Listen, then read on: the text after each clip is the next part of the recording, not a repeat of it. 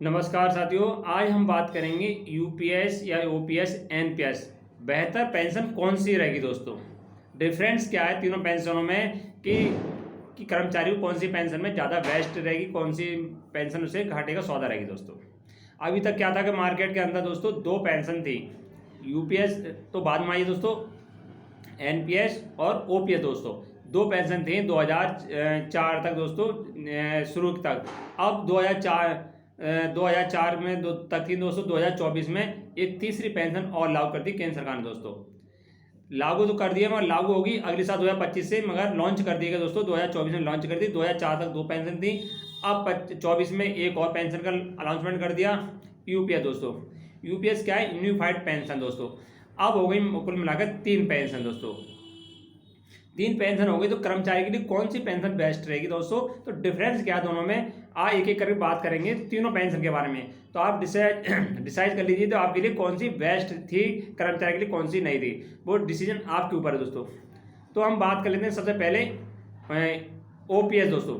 OPS क्या थी? Old pension scheme दोस्तों। जब से देश आज़ाद हुआ है, देश आज़ाद होने के बाद सरकार ने सोचा जो हमारे कर्मचारियों के लिए कोई ऐसी व्यवस्था की जाए जो 60 साल के बाद अपनी जीवन यापन करने के लिए दोस्तों केंद्र सरकार ने ओपीएस पेंशन स्कीम लागू कर दी गई थी। उसमें क्या था दोस्तों, कर्मचारी का कोई भी कंट्रीब्यूशन नहीं था दोस्तों, कोई भी कंट्रीब्यूशन नहीं था। उसे जब रिटायर होता था लास्ट वेतन का 50% मई डीए के साथ उसे मिलता था दोस्तों, आजीवन। जब तक जो जीता था उसके बाद, जीने के बाद मान लो एक्सपायर हो गया, उसकी फैमिली को यानी पति एक्सपायर हो गया, पत्नी को मिलता था दोस्तों। उसमें कोई भी कर्मचारी का 1% भी अंशदान नहीं जाता था। और रिटायरमेंट का आधी तनख्वाह उसे घर बैठे मिलती थी, आजीवन उसे मिलती रहती थी दोस्तों। बहुत ही बेस्ट पेंशन थी। आज तक सबसे ज़्यादा इसका क्रेज है दोस्तों, सभी चाहते हैं ये पेंशन रहे। अब 2004 से पहले 2003 में लास्ट में जाके इसे ओपीएस को बंद कर दिया गया कि केंद्र सरकार पर बोझ ज़्यादा पड़ रहा दोस्तों। तो उनमें एक विकल्प दिया गया कि 2004 के बाद जो भर्ती हैं, 2004 के बाद भर्ती है उनके लिए एनपीएस से एक पेंशन विकल्प दे दिया गया दोस्तों। अगर उन्हें अब ओपीएस के स्थान पर एनपीएस लागू कर दिया, नेशनल पेंशन स्कीम दोस्तों। इसमें क्या था दोस्तों, कर्मचारी का 10% जा रहा था और जो राज्य सरकार है, केंद्र सरकार का 10%, यानी टोटल 20% इसके अकाउंट में जमा हो रहा था हर महीने। उसका अकाउंट में 20% जमा हो रहा था दोस्तों 2004 से। तो इसका भी विरोध कर्मचारी ने बहुत करा कि हमारा जो पेंशन देनी है तो हमारे 10% क्यों जाए, हमें तो पूरा जो पेंशन जैसे पहली मिल रही थी, जैसे ओल्ड पेंशन मिल रही थी वैसे ही मिल जाए। जो 10-20% जमा हो रहा था, अब जमा हो रहा था 60 साल के बाद। उसमें क्या था, जो ओपीएस थी 25 साल बाद पेंशन हकदार कर्मचारी रहता था। अब इसमें नई पेंशन में दोस्तों ऐसा नियम खत्म कर दिया गया। जो एनपीएस था उसमें 60 साल के बाद पेंशन के प्रावधान था, आपको 60 साल नौकरी करनी पड़ेगी, उससे पहले आपको पेंशन नहीं मिलेगी। जब आप रिटायरमेंट हो जाएंगे तो आपका जमा है दोस्तों, मान लो 10 लाख जमा है आपका, और 10 लाख में से आपने 60 लाख, 10 लाख में से 6 लाख आपको मिल जाएगा उस समय, और बाकी 4 लाख बचा, 4 लाख आपको पेंशन के रूप में आजीवन मिलता रहेगा। ये नियम था दोस्तों।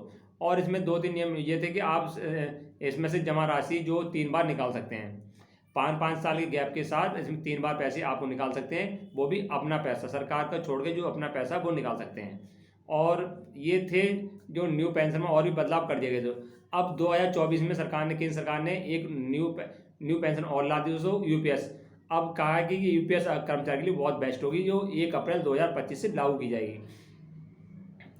इसमें क्या है दोस्तों, कर्मचारी का 10% कटेगा, कर्मचारी का 10% कटेगा, और केंद्र सरकार, राज्य सरकार उसमें 18.5% जमा करेंगे दोस्तों। एनपीएस में 10% या 14% जमा हो रहा था, 24%, इसमें 28.5% जमा होगा। और क्या है इसमें, जब कर्मचारी की नौकरी 25 साल पूरी हो जाएगी, जब कर्मचारी की नौकरी 25 साल पूरी जाएगी तो पेंशन हकदार हो जाएगा। जो उस समय उसका मूल वेतन होगा और तो उसका 50% उसे पेंशन के रूप में मिलता रहेगा दोस्तों। अगर किसी की नौकरी 10 साल है दोस्तों तो प्रावधान करा गया है, अगर 10 साल से कम है तो कोई पेंशन नहीं, उसने 10 साल पूरी सर्विस कर रखी है तो 10,000 हर महीने पेंशन प्राप्त करने का हकदार बन जाएगा। 11 साल में थोड़ी और बढ़ जाएगी, और जैसे जैसे नौकरी होगी उसके बाद 10 से ज़्यादा सर्विस होनी चाहिए, 10 से कम नहीं होगी तब पेंशन नहीं मिलेगी, 10 से ऊपर होगी तो पेंशन मिल जाएगी दोस्तों। ये इसमें प्रावधान करा गया जो यूपीएस है दोस्तों। इसमें ऐच्छिक कर दिया है कि चाहे आप एनपीएस में जा सकते हैं, चाहे तो यूपीएस में जा सकते हैं। अगर एक बार आप इसमें एनपीएस से ओपीएस में चले गए तो दोबारा से एनपीएस में जाने का मौका नहीं मिलेगा। अगर इसमें ओपीएस आपने ली तो एनपीएस में मिलेगा। अगर दोनों में से एक का चुनाव आपको करना है दोस्तों अगले साल से, तो आपको ध्यान रखें दोस्तों, एक ही का चुनाव करना है, दूसरी का चुनाव नहीं करेंगे। अगर दूसरी कर लिया तो दोबारा वापस नहीं आएंगे। सोच समझ के चुनाव करना दोस्तों, ये डिफरेंट है। इसमें दोस्तों 50% मिलेगा, मगर 25 साल सर्विस करने के बाद मिलेगा। उसमें ओपीएस में 20 साल करने के बाद 50% सैलरी के हकदार होते थे, इसमें ऐसा नहीं है दोस्तों। डीए इसमें भी मिलेगा और थोड़ा बहुत डिफरेंट है। और जो नोटिफिकेशन जारी कर हो जाएगा दोस्तों 1 अप्रैल 2024 के बाद, क्या कर्मचारी कटेगा वेतन 10% कटेगा नहीं कटेगा, और उसके बाद पता चलेगा। फिलहाल तो ये 2-3 मुख्य डिफरेंट है, ओल्ड पेंशन और न्यू पेंशन और ये यूपीएस में दोस्तों। वीडियो अच्छी लगी हो तो लाइक शेयर कर देना दोस्तों, और चैनल को सब्सक्राइब। नमस्कार।